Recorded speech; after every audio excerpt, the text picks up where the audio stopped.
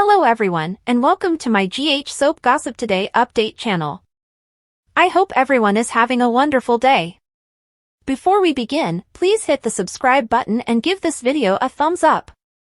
Sonny provides Nina a request, and Nikolas takes action with, spoilers, help. In court, Trina lets Esme know that she should be feeling better. Esme is, yet ponders where Spencer is as he should bring Pro. Trina doesn't have any idea where he is. Esme accepts Trina is disheartened she didn't get tossed behind bars. Trina has confidence in the equity framework, and she should be rebuffed for her past wrongdoings. Be that as it may, she doesn't have the right to invest energy in jail for this most recent trivial wrongdoing, and she concurred with the adjudicator. She needs to carry on with her life looking forward and is leaving Port Charles soon, and she doesn't need her outrage towards Esme holding her back. Trina uncovers she's reading up in Paris for the semester, and Spencer is accompanying her. Esme's eyes enlarge and says removing Spencer is childish.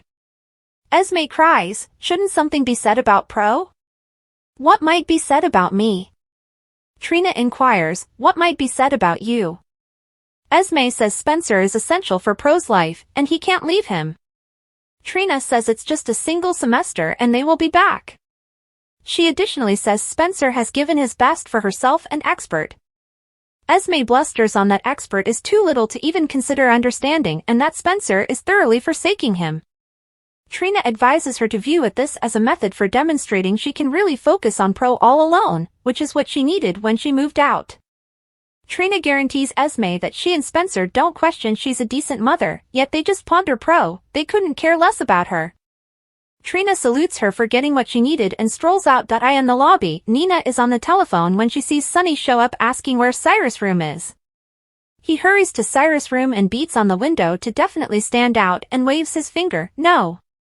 As Dex goes to leave, Cyrus snatches his arm and asks how he's attempting to treat him. Sonny jumps in and says he's sorry to intrude, yet he wants to address Mr. Renault. Dex asks Mr. Renault assuming that is okay, and Cyrus guarantees Sonny's timing is awesome and he has uplifting news for him. Dex leaves them, and Cyrus says he is glad to see Sonny. Sonny advises him to express out loud whatever he needs to say. Cyrus waxes that not entirely settled to carry on with a contrite life and acknowledge his discipline. Cyrus advises Sonny that he doesn't have to send anybody to go about his messy responsibilities as he's dropping the charges. Sonny says the DA will in any case continue with the case, so Cyrus says he will let them know that he incited him in chapel. Sonny inquires as to why the shift in perspective. How might this benefit him? Cyrus says he doesn't need anything from him, he values his life and needs to continue to live it and not need to stress Sonny will get done with the task he began. Sonny doesn't really accept that a word he's idiom. Cyrus says another person persuaded him to see things another way, and he guaranteed them that he wouldn't agree that who it was. Dex runs into Nina in the lobby. She inquires as to why he's dressed like an efficient and on the off chance that he was in Cyrus' room. He prevents her from going in, and she inquires as to whether Sonny is in there. She understands he is. Nina tells Dex that Sonny isn't thinking obviously, and she's stressed over him. She says she isn't abandoning Sonny and will do anything for the man she cherishes. She strolls off, Sonny and Dex reconnect, and Sonny fills Dex in that somebody persuaded Cyrus to drop the charges. Dex could know who that another person was as they were in Cyrus' room when he showed up. Sonny asks who. Dex glances over to Nina across the way. Sonny approaches Nina and asks what she guaranteed Cyrus to drop the charges. She says nothing she can't leave behind.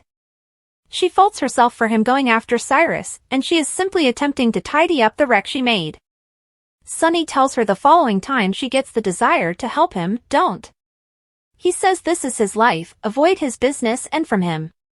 He strolls off. Nina gets back to Cyrus and says she conversed with the station and he has his time allotment to spread his good word. Cyrus adulates the master. In the lift, Sonny lets Dex know that he knows now that he can depend on Dex. Joss appears and inquires as to whether her companion Adam is here. Willow transfers Dr. Finn is with him now, yet she can't go in to see him. Joss surges off, and Willow calls Carly and says Joss is at the clinic and requires her in the injury room. Liz and Finn work to get Adam to awaken. Finn says they need to understand what he's on. Liz exits the room and runs into Joss. Joss makes sense of she's the person who called the paramedics, and she goes over what she is familiar with Adam's set of experiences with his ADHD pills, and that become inebriated on New Year's. Liz heads once again into the room, and Willow asks Joss how she's holding up. Joss feels she ought to have seen this coming. Back in the injury room, Finn says they need to get ready for a methodology. Another medical attendant says they need to get one of the co-bosses to close down, yet Liz says Finn understands what he's doing. Finn says there is 0 extra time as Adam could die in the lobby. Willow lets Joss know that this isn't her shortcoming, and she was unable to anticipate this. Joss says the strain was working with Adam, and she attempted to get him help, however it just drove him past the brink. Carly shows up and Joss lets her mother know that Adam attempted to off himself and she tracked down him. They plunk down, and Joss lets Carly know what occurred.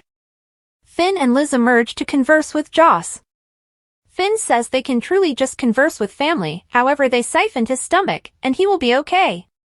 Finn says he really wants to address Adam's folks, however she tells them not to reach them. Joss says Adam's folks are the explanation he attempted to commit suicide. Joss notes Adam is north of 18, so they don't need to be advised. Finn says legitimately his folks should be informed as next of kin. Finn and Liz leave them, and Joss lets her mother know how much tension Adam is under from his folks. She assumed she was helping him, however she obviously wasn't. She says when his folks figured out what he did, Adam won't ever pardon her. Carly says Adam attempted to off himself and this is significant. Joss wishes she had accomplished something sooner. Willow tells Finn and Liz that she has a call into PCU for Adam's folks' data. Finn trusts this as a reminder for them. Later Liz tells Finn however horrendous as that seemed to be, it was decent seeing him right at home. He says thanks to her for upholding him with that attendant, who was following convention. He says this reminded him how he cherishes being a specialist, and what he stands to lose in the event that he can't be one. Afterward, Liz tells Finn the specialist who saw Muldoon in Beecher's corner will address them. Willow heads to Joss and Carly, and uncovers Adam is steady to see him. Joss does, and she needs to get something from her vehicle as she has something that has a place with him. Joss surges off. Willow inquires as to whether Joss realizes she saved Adam's life. Carly says she doesn't, and she figures she ought to have acted earlier. Joss gets back with Adam's guitar and takes it in to see him.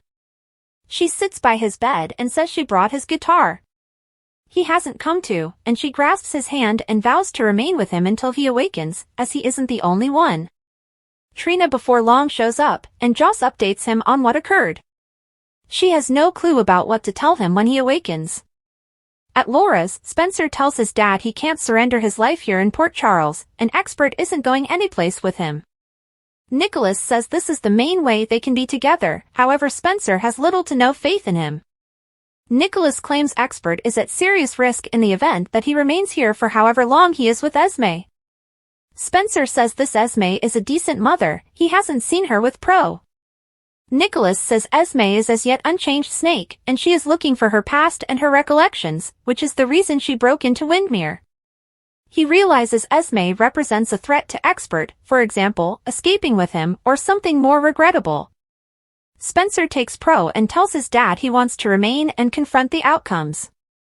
Nikolas says he's doing this for Ace, and it's among Esme and himself with regards to who will have authority of Ace. Spencer makes sense of that Esme might be going to jail, so he can get care of Expert. Nikolas says Esme would in any case have privileges. Spencer gets a call from Laura, who says Esme just got half year's probation, making her a liberated person.